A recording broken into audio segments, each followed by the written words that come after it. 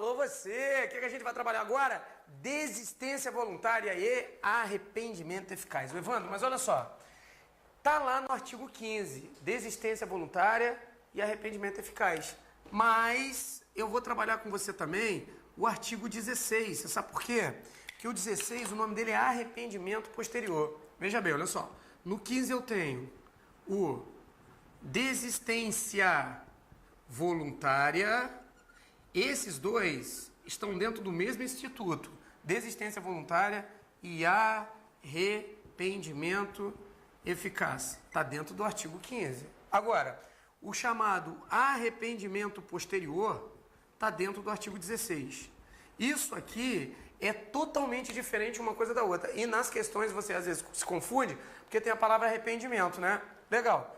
Um, ele desclassifica o crime. O outro, ele diminui a pena. E a gente ainda tem que fazer a diferença de desistência voluntária e arrependimento eficaz e arrependimento posterior para o crime de quê? De tentativa. Mas olha, esse aqui é uma excepcionalidade à regra. O que a gente vai fazer? Vou pedir para você acompanhar na tela comigo e a gente vai ler os dois artigos, que é importante você ler o artigo para você se situar onde você está e depois eu vou te dar os detalhes do porquê que você erra questão no concurso. Acompanhe comigo na tela os dois artigos. O agente que voluntariamente desiste de prosseguir na execução ou impede que o resultado se produza só responde pelos atos já praticados. Nos crimes cometidos sem violência ou grave ameaça à pessoa, reparando o dano ou restituindo a coisa, até o recebimento da denúncia ou da queixa, por ato voluntário do agente, a pena será reduzida de 1 a 2/3. Para explicar os dois artigos, o que eu tenho que fazer?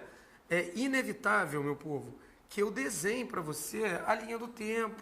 É isso mesmo. Eu tenho que desenhar para você a linha do tempo. Eu tenho que pegar para você e colocar o intercrime, ó. Cogitação, que agora você já aprendeu, né? Tá bem simples. Preparação, a execução e a consumação. Você lembra daqueles detalhezinhos?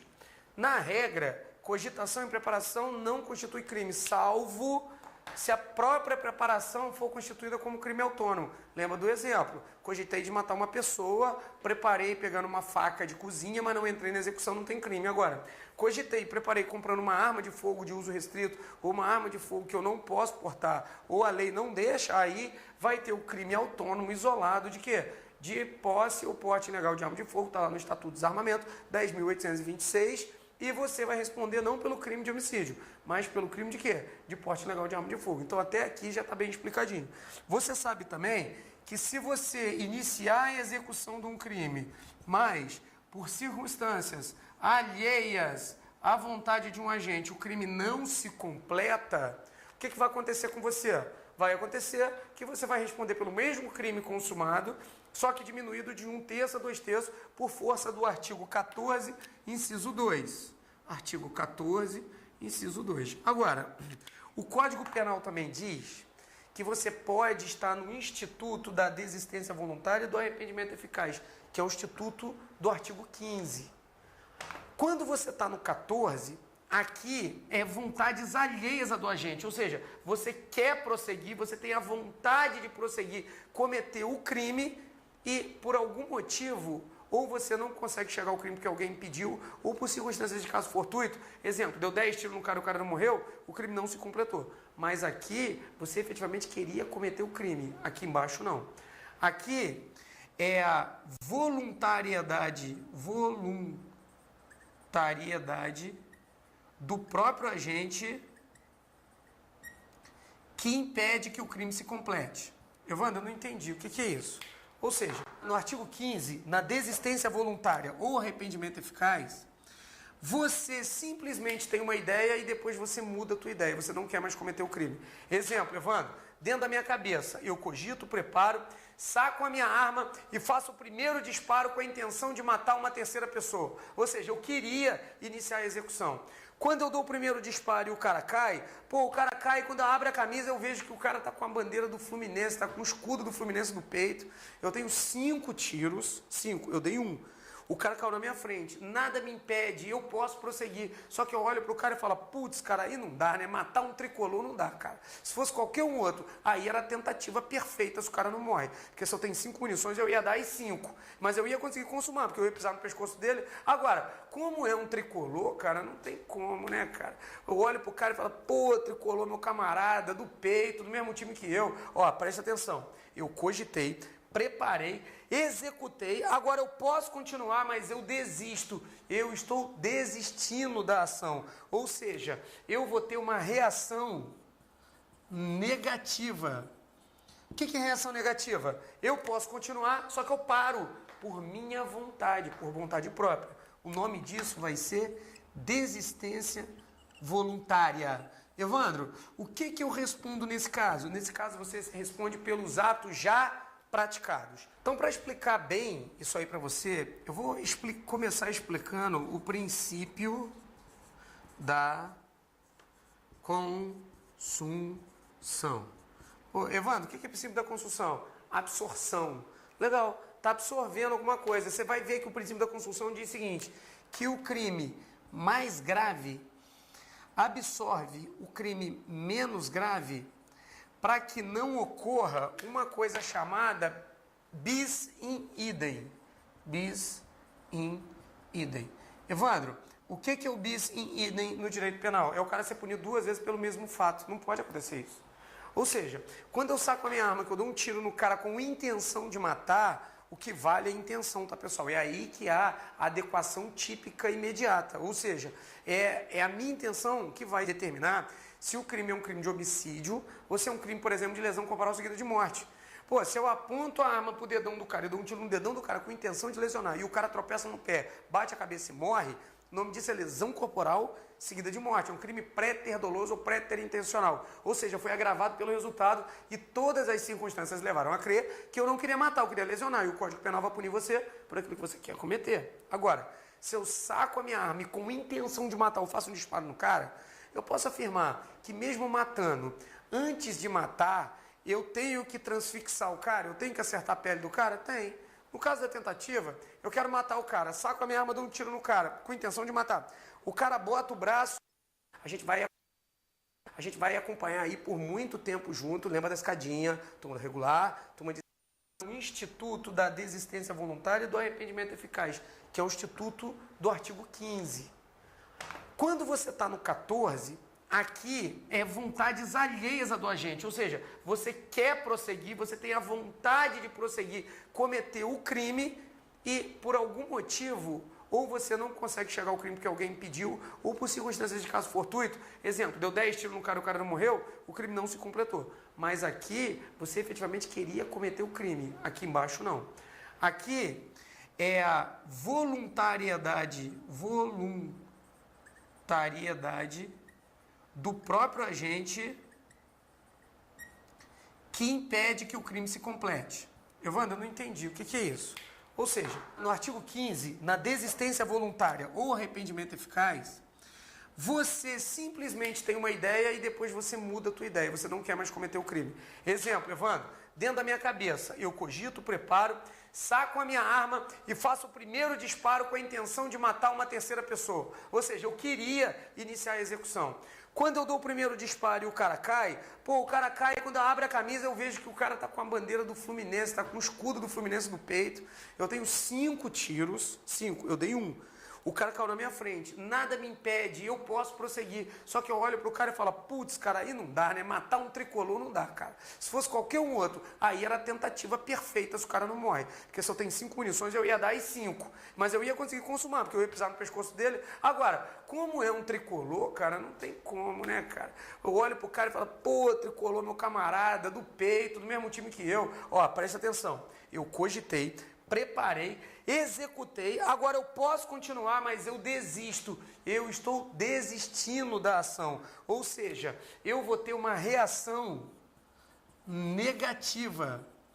O que é reação negativa? Eu posso continuar, só que eu paro por minha vontade, por vontade própria. O nome disso vai ser desistência voluntária. Evandro, o que eu respondo nesse caso? Nesse caso você responde pelos atos já praticados. Então, para explicar bem isso aí para você, eu vou começar explicando o princípio da consunção.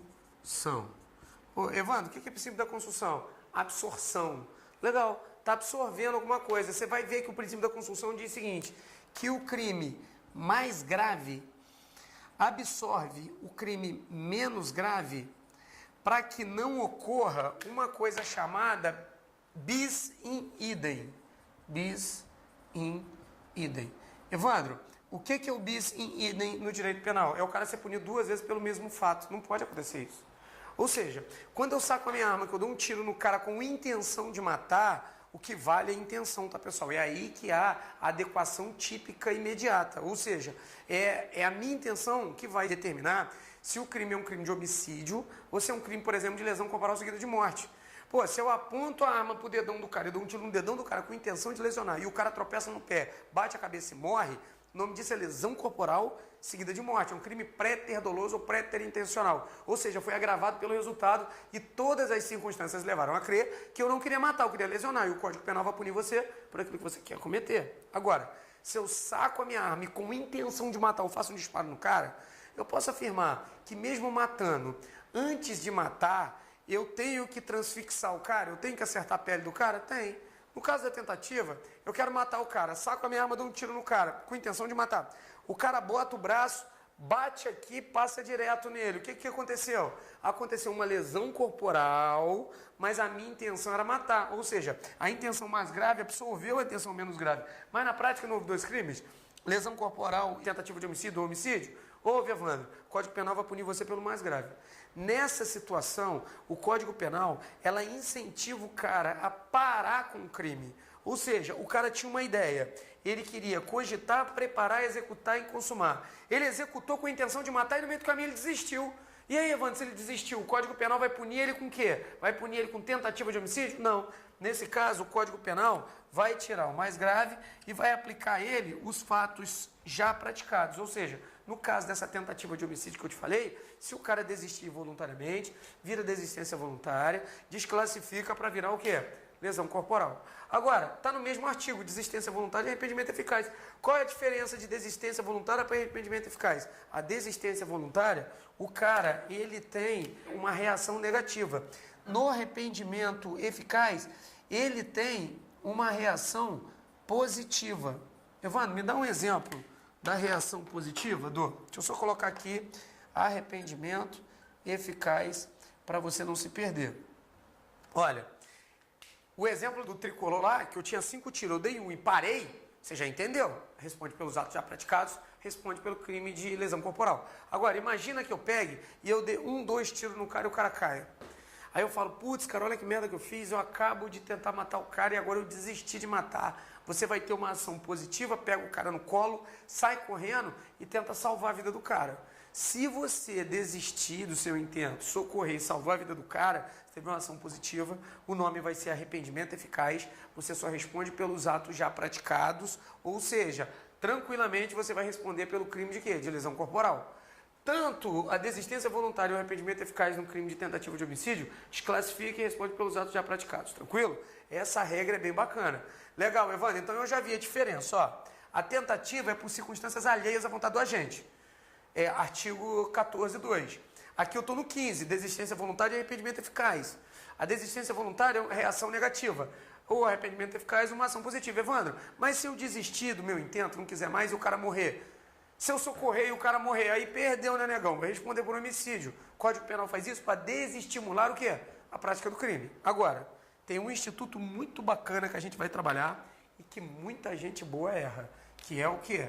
O arrependimento posterior. Então esse instituto é importantíssimo. Cara, olha, para explicar esse instituto, eu vou te contar uma fase da minha vida que tu vai gostar, mas é dentro do conteúdo da matéria, né? Eu não faço nada por fazer. Olha só. Cara, a minha vida estava arrebentada. Pensa num peão que estava quebrado de dinheiro, cara. Nem quebrado, mas assim, tipo, ultra, super, mega pau é quebrado de dinheiro. O fudido.com do ano. Era meados de 2002, 2003. E eu estava formado em administração de empresa e trabalhava na Polícia Militar, era soldado da Polícia Militar do Estado do Rio de Janeiro e estava fazendo direito. Olha que bacana. E eu sempre fui abusado para estudar. Sempre estudei muito, muito, muito, muito. Aí eu já estava acordado para os concursos públicos, na época eu estava meio errado ainda, mas enfim. Eu trabalhava em qualquer lugar. Trabalhava na PM de escala, meu pai tinha um táxi, eu trabalhava no táxi, fazia segurança, e meu cunhado, que era advogado, falou assim, Evandro, quer ganhar um dinheiro fazendo um bico aqui não? Eu falei, ó, filho, é dinheiro? É comigo mesmo, que eu estou precisando de dinheiro porque eu estou quebrado. Tinha a dona Tati, a dona Yasmin, pequenininha, preciso manter minha família, legal. E eu fui trabalhar com ele. Só que, bota fé, cara, eu botei na minha cabeça um foco, né? Português, informática, raciocínio, conhecimentos gerais, administrativo, constitucional, penal, processo penal, leis especiais, contabilidade, administração financeira orçamentária, arquivologia, porque meu negócio era Polícia Federal. Então eu tinha uma grade de matéria. E quando eu fui trabalhar com meu cunhado falou, ó, aqui só trabalho civil e trabalhista. Eu falei, pô, ferrou, cara, o que eu vou fazer? Beleza, deixa que eu vou me virar aí, fazendo umas peças iniciais aí. E eu não entendia nada, nada. Aí eu fui trabalhar lá e chegou uma mulher, cara, uma senhora chorando, apavorada. Ela chegou e gritou na porta, ó, o meu filho está preso. Aí meu cunhado, terno e gravata, todo bonitão, já ia levantar para dizer o quê? Não, a gente não trabalha com a esfera penal. Aí, amigo, eu desesperei, pulei na frente dele. Falei, pô, parar. Por quê? Logo na minha cabeça vem uma senhora chorando, filho preso, dinheiro. É a sequência lógica. Ninguém quer o filho preso. Falei para ele, não, minha senhora, senta aí que eu sou advogado aqui que trabalho da esfera penal. Meu cunhado regalou o olho desse tamanho. Aí me chamou no canto e falou, ó, o que você está fazendo? Eu falei, Alexandre, vamos fazer o seguinte, vamos esperar ela contar a história. Aí ela contou a história. Ai, tadinho do meu filho, ele acabou de fazer 18 anos, ele tem problema com droga, ele nunca tinha sido preso e agora ele foi preso porque ele entrou na casa de uma outra mulher e roubou um televisor. Ela contou a história, eu falei, então só espera aí que eu vou ali conversar com meu sócio e já resolvo. Aí fui conversar com ele, não, Evandro, manda essa mulher embora, eu vou indicar um advogado. Eu falei, você comeu cocô, cara? Que mané indicar advogado? Faz o seguinte, pega logo 5 mil reais da mulher que ela vai ter. Aí ele, não, cara, não vou fazer isso não. Eu falei, ó, é 11 da manhã, pega as 5 mil dele, e vão correr atrás e fala que até as 4 da tarde o menino está em casa comendo canjica. Vai lá e pega o dinheiro dela. É dinheiro. E eu preciso. Pega o dinheiro. Ele, então tá. Vou confiar em você. Porque eu tenho várias características. Sou meio doido, hiperativinho, mas quem me conhece sempre confiou em mim. Sabe que o meu prazo de lealdade, quando eu abro a boca e falo uma coisa, eu não volto atrás. E meu cunhado falou, Evandro, eu te conheço, então eu já sei que lá vem alguma coisa. Vou confiar em você. Falei, legal. Quando a gente chegou para falar para a senhora, meu cunhado falou, ó, fica 5 mil. A mulher, não, 5 mil é para já. Aí eu cutucando meu cunhado, né, para ele falar, não, é a primeira de 3 de 5. Só que ele não entendeu, bacana, a coisa rodou. A mulher foi para lá, e aí o que ela fez? Ela veio com aquele bolo de dinheiro, e bolo de dinheiro me deixa doido, né? Falei com ela, ó, a gente só bota o caso para frente, a senhora me der o dinheiro aqui, e tem que pagar à vista. Agora, o negócio é o seguinte, eu garanto que 4 da tarde o moleque está na rua, senão a gente devolve o dinheiro. Beleza. O que a gente fez? A primeira coisa, nós fomos numa loja lá no Rio de Janeiro, bem conhecida, lá, loja de magazine, e na época era o maior barato, né? Aquelas TV de 29 polegadas, surround, com aquele tubo desse tamanho, aquela desgraça, que para carregar, tinha que carregar com 2. Mas aquilo era modernidade lá em 2002, lá. Beleza. Batemos na casa da mulher lá e falamos para a senhora, minha senhora, o negócio é o seguinte, eu botei um terno bonitão no meu cunhado, né? Porque eu também tenho 1,88 e o meu cunhado tem 1,92. Eu sou um pouquinho mais baixo. Aí o que acontece? O meu terno ficou grandão, né? Eu parecia até aqueles mafiosos. Cheguei na casa da mulher e falei uma coisa que eu sempre quis falar para ela. Olha, sou advogado do menino, nós fomos na casa da mulher que foi furtada. Na casa da vítima do furto, que o menino subtraiu coisa móvel alheia. Batemos lá na casa da mulher e falamos, olha, minha senhora, o menino, ele está com um problema e eu queria que eu sou advogado dele. Aquele filho da P, ele entrou aqui, aquele moleque tinha que morrer, aquele é bandido, drogado. Eu falei, minha senhora, calma, o menino está completamente arrependido e ele procurou a gente. O que ele furtou da senhora? Cuidado, roubo é com violência e grave ameaça. O crime de furto é subtrair coisa móvel alheia. Não tem violência ou grave ameaça. Está lá no artigo 155 do Código Penal. Eu perguntei o que ele furtou da senhora. E a mulher falou, não, ele furtou uma TV de 14 polegadas. Eu falei, minha senhora, o menino está arrependido. E ele acaba de dar para a senhora uma TV surround, 29 polegadas, a coisa mais linda do mundo. Ele está restituindo a coisa à senhora. A mulher, tadinho dele, né? Um menino tão bom, está usando droga, ele tem que se cuidar. Fala para ele que ele pode, inclusive, entrar aqui em casa, tem uma geladeira, se ele quiser levar. E, não, tranquilo. Olha só o que aconteceu. Nós fomos lá, pegamos uma declaração da mulher que aceitou. Logicamente, ela não vai aceitar a reparação do dano. Te reparou. Agora, Evandro, olha, vocês repararam o dano, mas vocês mentiram. Porque o menino não falou nada, o moleque nem sabia. Não me interessa, o autor do crime não precisa nem saber. Se o advogado que está representando ele for a parte falar e restituir, já vale para o artigo 16. Tranquilo? Olha só o que aconteceu. Fizemos um habeas corpus, ou seja, que é habeas corpus? É um remédio constitucional que garante o seu direito de ir e vir. Tranquilo? Está lá no artigo 5º da Constituição Federal de 1988. Como ele estava preso, nós entramos com habeas corpus para a liberação dele, para que ele possa sair. E para o juiz a gente alegou o seguinte: olha, juiz, lá no habeas corpus, né? O menino cometeu um crime que era sem violência ou grave ameaça à pessoa. Beleza? Legal, ok. Primeiro requisito já está pronto. Segundo, o autor, né, restituiu a coisa. Legal. E vocês repararam que foi logo após ele ter cometido o crime, mas não precisava ser logo após. O artigo pede que seja até o recebimento da denúncia ou o recebimento do quê? Da queixa. O que é denúncia? Ação penal pública. O que é queixa? Ação penal privada. Evandro, isso aí é matéria tua? Não, isso aí é matéria do Código de Processo Penal, do professor de processo penal. Mas só para você saber que geralmente o que eles dão um erro aqui? Eles costumam, as bancas examinadoras costumam colocar que o cara vai ter redução de pena se for antes da prolatação da sentença. Isso está errado. O que diz o artigo 16? Nos crimes praticados. Se ele fala nos crimes praticados, é porque já houve cogitação, preparação, execução e consumação. Já consumou, igual no exemplo. Mas nos crimes praticados sem violência ou grave ameaça à pessoa, opa, o artigo 155 do Código Penal é sem violência ou grave ameaça à pessoa. Crime de furto, subtrair coisa móvel alheia. Restituir da coisa, foi o que eu fiz no exemplo, até o recebimento da denúncia ou da queixa. Pô, não teve recebimento da denúncia ou da queixa. O promotor não teve nem tempo de fazer nada. Estava lá na delegacia ainda. Reduz a pena de 1/3 a 2/3. Cara, para reduzir de 1/3 a 2/3, a pena do crime de furto é de 1 a 4 anos. Pô, o cara era primário, cara. Nunca tinha cometido nada. E a lesividade dele foi mínima. Ele furtou uma TV lá de 14 polegadas. Quantos anos você acha que o juiz ia aplicar no moleque? Ia aplicar a pena mínima. Ia dar 1 ano. 12 meses. Ah, legal, Evandro. Reduz aqui 2/3 de 12 meses. Você tira 1/3 de 12, vai dar 4. 2/3 vai dar 8. Você reduz, o cara vai tomar o quê? 4 meses de pena? Ninguém fica preso no Brasil com 4 meses de pena. Quando nós fizemos isso, o juiz olhou, tinha todos os requisitos. Ou seja, estava após a consumação, porque o crime já tinha sido consumado, estava antes do recebimento da denúncia ou da queixa, era crime sem violência ou grave ameaça à pessoa, a gente restituiu a coisa, o juiz fica obrigado a reduzir de 1/3 a 2/3. Ah, resultado? Liberou o cara até as 4 horas da tarde. 4 horas nada, ele estava liberado para ele comer com a mãe dele, fazer a papinha dele lá para comer a canjica às 2 da tarde. Se é comigo, eu ia encher ele de porrada se fosse meu filho, tranquilo? Mas tranquilo. Vamos que vamos. Agora o que eu vou fazer com você?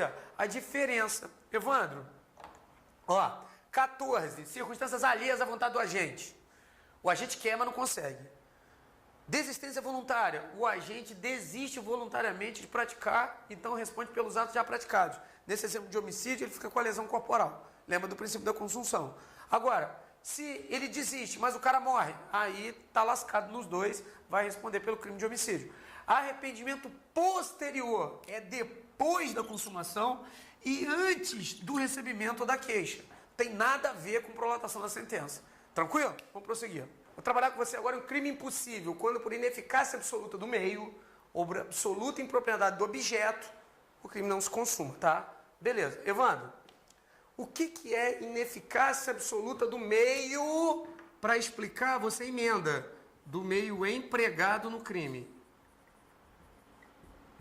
E por absoluta impropriedade do objeto. O que é objeto? Bem jurídico tutelado.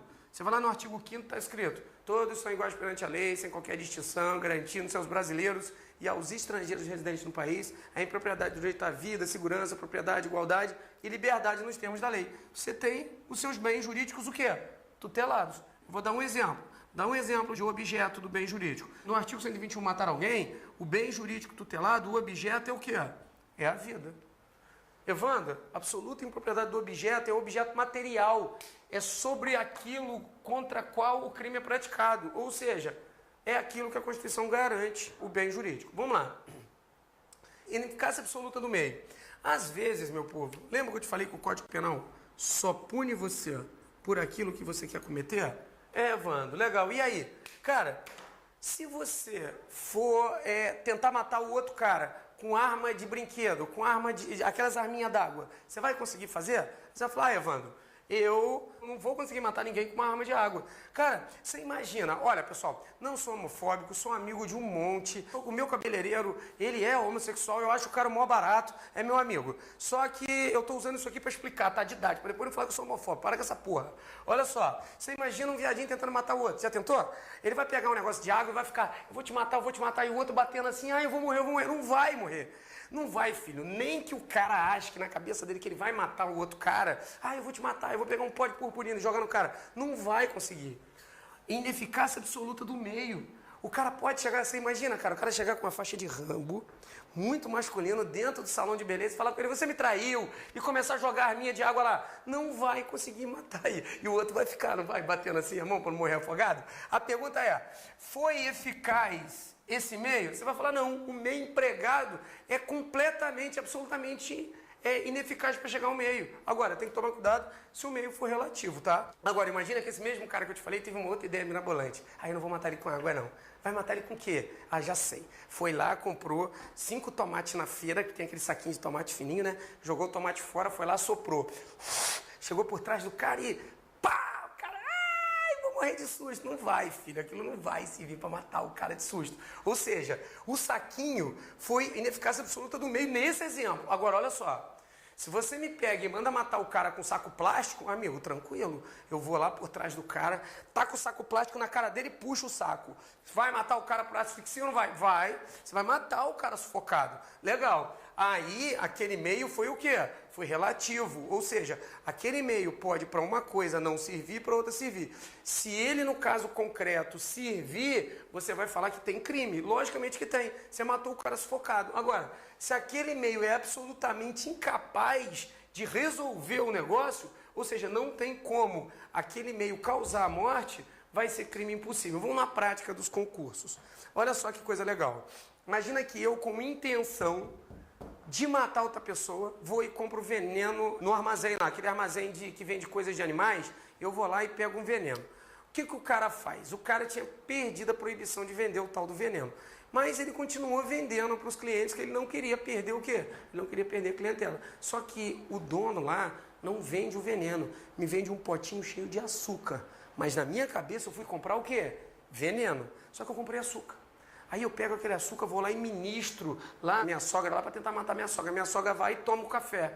Eu pergunto, tudo bem, você queria cometer o crime, mas por ineficácia absoluta do meio que você empregou, que não era veneno, era açúcar, pouco importa se você queria cometer o crime. O meio é capaz? Não, o meio é incapaz. Então, se absolutamente não existe crime. É chamado crime impossível. Evandro, dá um exemplo de absoluta impropriedade do objeto. Dou. Olha só. Imagina que o que duas pessoas têm em comum? Duas pessoas têm em comum. Coisa boa, as duas passaram no concurso. É uma coisa que elas têm em comum, né? Vão ter papo, vão ser amigas. Duas coisas que uma pessoa tem em comum também, que aí é papo de desgraça. São cunhados, né, filho? Porque ele tem a mesma o quê? A mesma sogra. Ter a mesma sogra é pedir para morrer 2 vezes. O legal é que você tem alguém para compartilhar as desgraças. Só que aí o que acontece? O seu cunhado saiu de casa às 9 horas e foi lá ministrar veneno para tua sogra. Legal, Evandro. O que ele fez? Ele ministrou às 10 horas da manhã uma quantidade de veneno que era para matar um búfalo em 5 minutos. Amigo, ele demorou para matar a velha 1 hora. Olha como é que veneno contra veneno é foda, né? Tranquilo? Beleza. Você, que é o outro cunhado, sem saber um do outro, um não sabe do outro, tá? Esse aqui eu vou chamar de A, esse aqui eu vou chamar de B. Você saiu de casa e foi com a calibre 12 às 12 horas para matar a tua sogra. Ela estava deitadinha lá na cama, mas já sem vida. Por quê? Porque já tinha 1 hora que ela tinha morrido. Ela morreu às 11, porque o veneno demorou 1 hora para fazer efeito. Aí você vai lá e dá um tiro de calibre 12 na cabeça dela. Legal. Amigo, para matar alguém, alguém tem que matar e alguém tem que estar vivo para poder morrer. Você acaba de dar tiro na cabeça de uma coisa que era um cadáver, não é uma pessoa. Ou seja, esse comete crime de homicídio consumado e você que deu o tiro depois que ela já estava morta não comete nada. Por quê? Crime impossível por absoluta impropriedade do objeto. Evandro, você consegue dar outro exemplo? Dou. Imagina que você queira furtar alguma coisa. Ó, imagina que você esteja com um Rolex, beleza? Aí você tá com o Rolex, você vai lá numa joalheria e o cara coloca 10 Rolex em cima da mesa, você tira o seu, que é um Rolex falsificado, e coloca junto com os outros Rolex.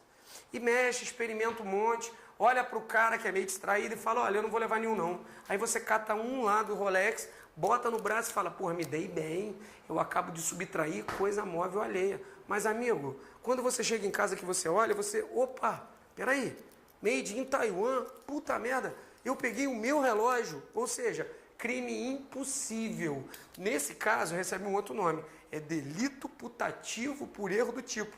Nada mais é do que crime impossível. Você quis cometer o crime, mas por absoluta impropriedade do objeto, porque o bem material tinha que ser alheio e você acaba de subtrair um próprio, o crime não se consumou.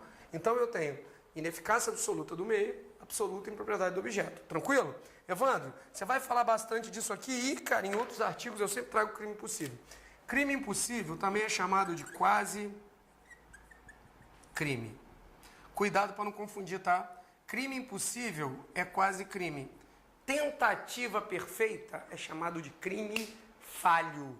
Eles costumam confundir isso aqui. Bem, a gente terminou essa parte, a gente vai para umas questões para a gente arrebentar um pouco do balão, mas deixa eu te contar antes. Sabe daquele exemplo que eu te falei do arrependimento posterior? Então, lembra dos 5 mil reais? É, filho, vai estudar. Meu cunhado chegou para mim no final do dia e falou assim, aí, moleque, tu é foda, bate aí, arrebentou, salvamos o final de semana, toma 200 reais para você, cara, passar o final de semana. Falei, filha da puta, você não fez nada. Ele falou, o escritório é meu, eu tenho OAB, e você está estudando ainda e não fez nada de relevante. A única coisa que você fez foi ter estudado demais e ter tido a ideia. Eu falei, pô, legal, cara, trabalhar aí não vai dar dinheiro não, sabe o que eu vou fazer?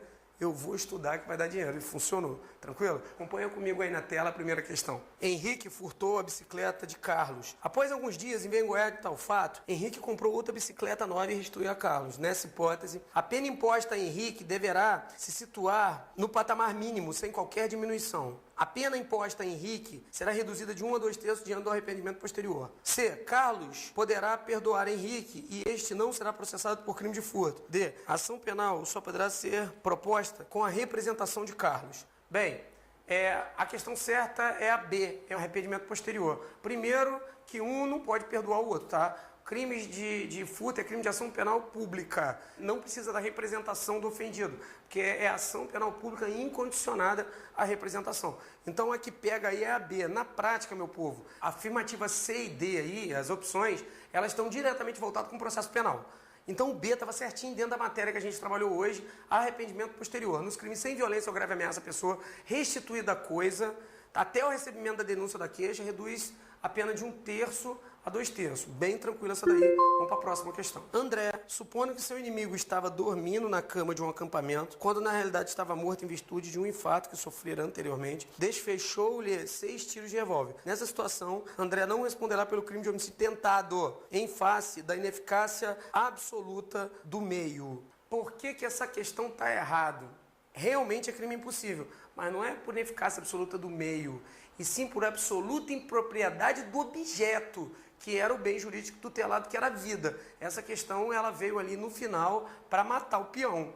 Então, amigo, essa questão aí é formato SESP-NB, ela veio para cortar você no meio. Você reparou que a questão está toda certa e no finalzinho que ela está errada, né? Então é assim que o concurso faz. Ele vem para te cortar no meio, a gente bate no escudo e corta o concurso no meio, não a gente. Tranquilo? Por isso que a gente passa num concurso, porque a gente passa por um desafio. Mas olha, nunca vá para um concurso na sua vida para passar, vá para fazer o seu melhor. De melhor em melhor, você vai acabar chegando num resultado positivo, que é o quê? Que é a tua aprovação. Foi isso que aconteceu na minha vida e eu tenho certeza que vai ser isso que vai acontecer na tua. Fica com Deus, um forte abraço. A gente vai acompanhar aí por muito tempo junto. Lembra da escadinha, turma regular, turma de exercício simulado, persistência, muita dedicação e o seu sucesso vai vir, tranquilo? E para quem me conhece, alô você!